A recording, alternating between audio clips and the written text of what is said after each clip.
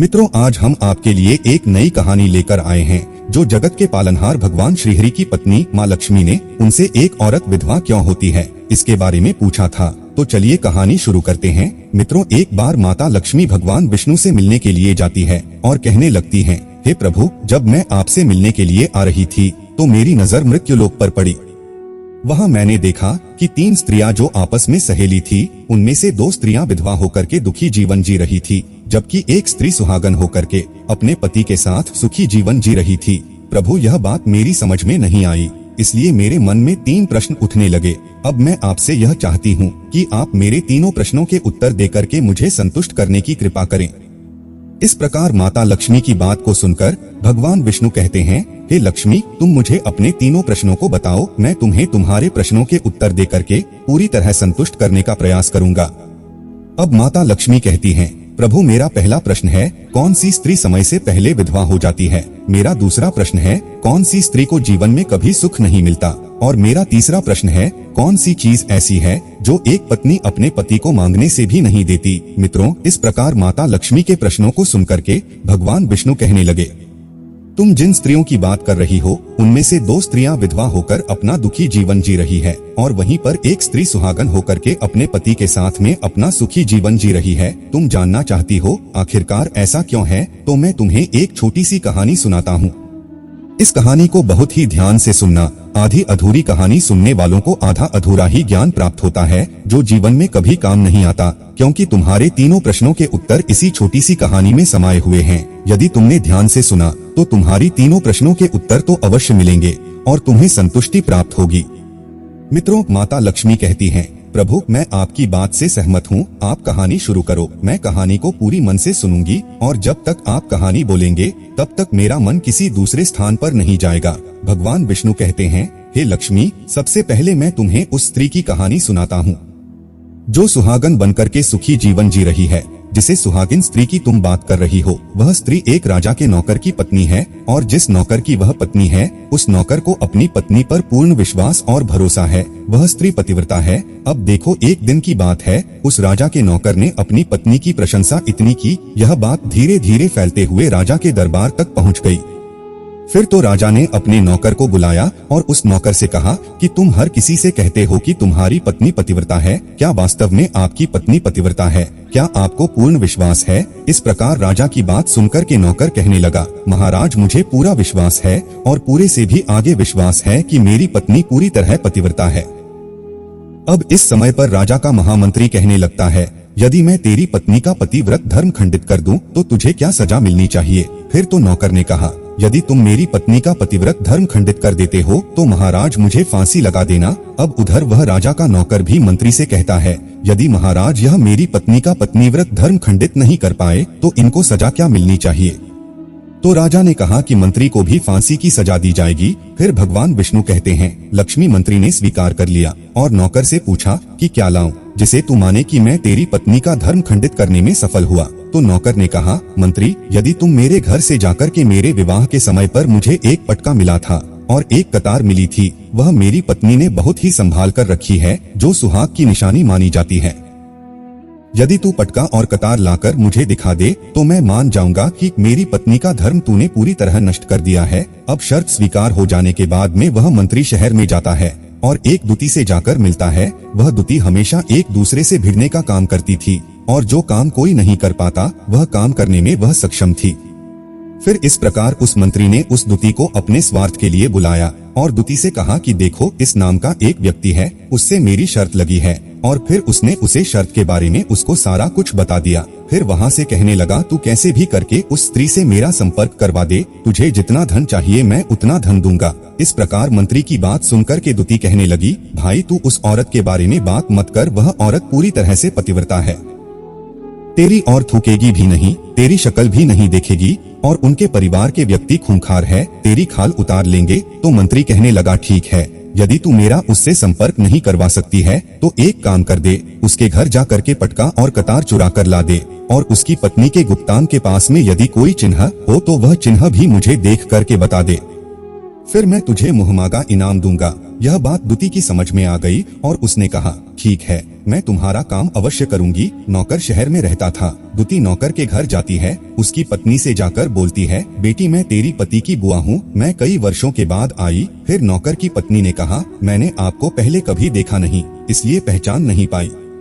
और इस प्रकार उस दुती को उस नौकर की पतिव्रता स्त्री ने बहुत बड़ा सम्मान दिया, मगर उसे क्या मालूम था कि यह उसके साथ में छल करने आई है। अब भगवान विष्णु कहते हैं, लक्ष्मी इस प्रकार उस पतिव्रता स्त्री के साथ में 2 दिन तक रुकी, जिससे समय वह स्त्री स्नान करने लगी तो दुती उठ करके उस पतिव्रता के कमर रगड़ने लगी। उस पतिव्रता स्त्री ने बहुत मना किया, फिर भी वह दुती नहीं मानी और कहने लगी, तुम मुझे तो बेटी से भी प्यारी लगती हो, तो मना मत करो। काफी दिनों के बाद में मेरी तुम्हारी मुलाकात पहली बार हुई है।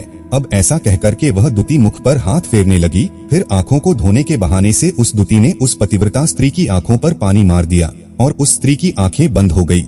इस प्रकार गुप्तांग के पास में जांघ पर तिल था जो दुती ने देख लिया, बस उसका काम बन गया। उधर स्नान करने के बाद में जब वह पतिव्रता स्त्री रसोई में खाना बनाने गई तो दुती को मौका मिल गया और उसने पटका और कतार उस नौकर के घर से चुरा ली और वहाँ से एकदम से भाग गई और जा करके दुती एवं पटका और कतार मंत्री को दे दिए और उस पतिव्रता स्त्री के जांघ पर तिल की निशानी भी बता दी।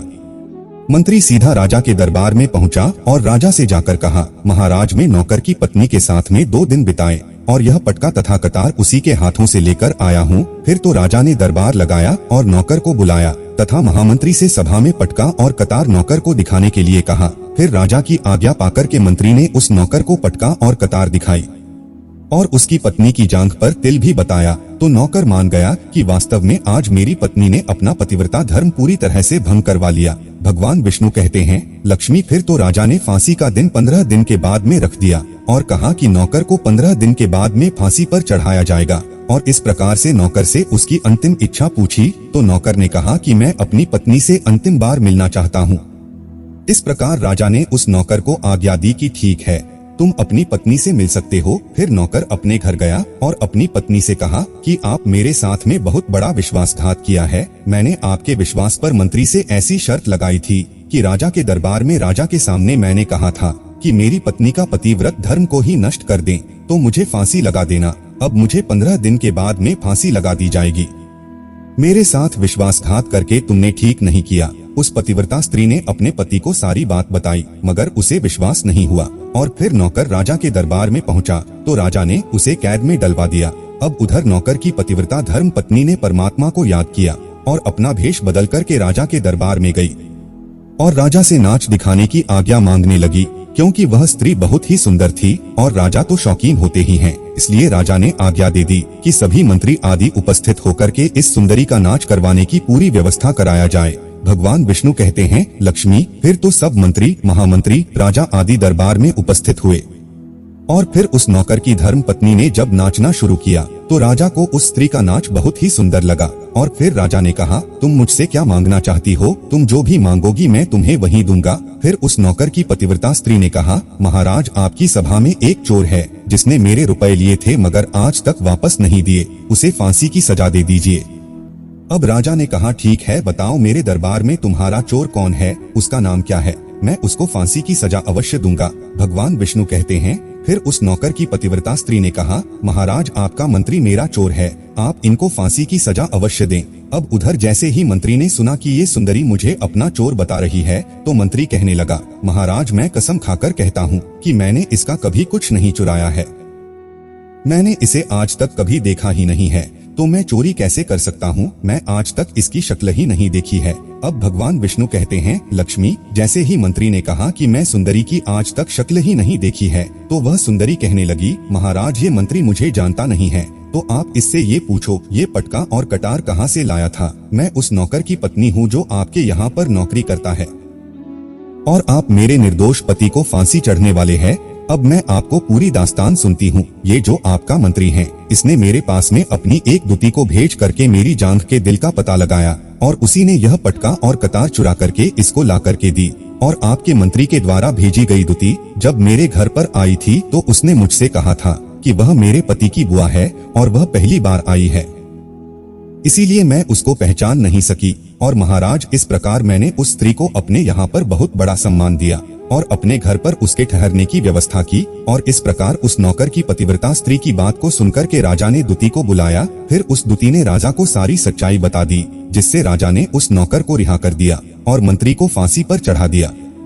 भगवान विष्णु कहते हैं, लक्ष्मी, इस प्रकार उस नौकर की पतिव्रता स्त्री ने अंत में राजा से कहा, महाराज, मैं अपने पति से बहुत प्यार करती हूँ। मैं एक चरित्रवान स्त्री हूँ। कभी भी मैं अपने पति का नाम तक अपने मुंह से नहीं लेती। भगवान विष्णु कहते हैं, लक्ष्मी, मेरी कहानी पूरी होती है। अब तुम अपने तीनों प्रश्नों के उत्तर सुनो।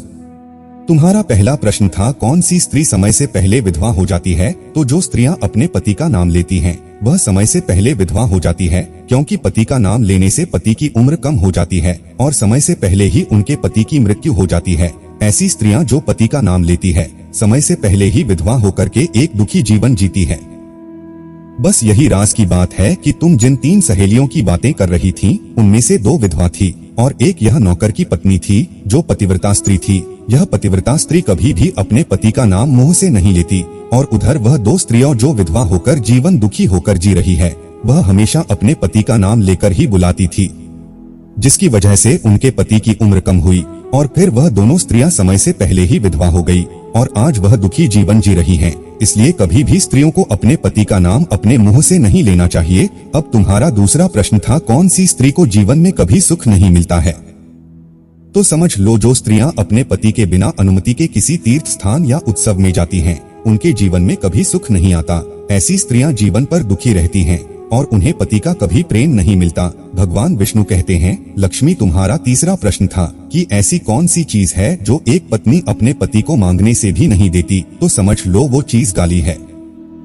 एक चरित्रवान स्त्री कभी अपने पति को गाली नहीं दे सकती और जो स्त्री गाली देती है वो स्त्री कभी चरित्रवान नहीं होती और ऐसी स्त्री जीवन भर रोती है, उसके जीवन में कभी सुखी नहीं आती और समय से पहले ही ऐसी स्त्री विधवा हो जाती है। मित्रों, इस प्रकार कहानी सुनने के बाद में माता लक्ष्मी पूरी तरह से अपने तीनों प्रश्नों से संतुष्ट होकर कहती हैं, प्रभु, वास्तव में जो स्त्री चरित्रवान होती है वो कभी दुखी जीवन नहीं जीती है, क्योंकि ऐसे घर में लक्ष्मी का सदा वास होता है और वह घर धन धान्य से हमेशा भरपूर बना रहता है।